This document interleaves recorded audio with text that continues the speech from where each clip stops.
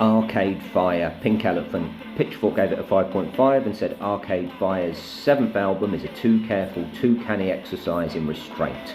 It lacks the soul and spirit the band is known for. I always felt when the dust settled that Arcade Fire were overrated.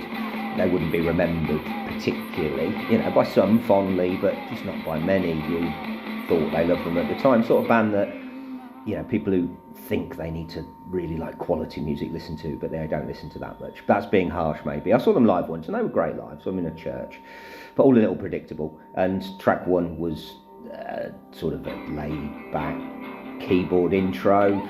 Arcade by numbers, by numbers, as was Pink Elephant, the second track. It sounded really bad, to be honest. The first track, I was thinking, oh dear, there's no edge at all.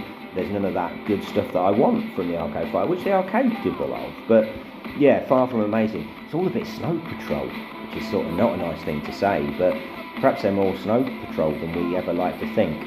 Circle of Trust brought it back. That was the best track to date. It had a hint of why we fell for them in the first place. And the next track as well, Alien Nation, was excellent. Sort of had a Chemical Brothers feel to it. So is there hope that the rest of the album is going to be good?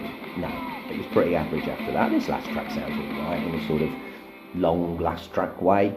None of it's awful, and I don't think the fans will be disappointed, but I also don't think they'll come back to this album. They'll go to something earlier, I would have thought. But nice to still have them around. Had two good moments, Circle Across Alienation, and the rest was a bit meh. 6 out of 10.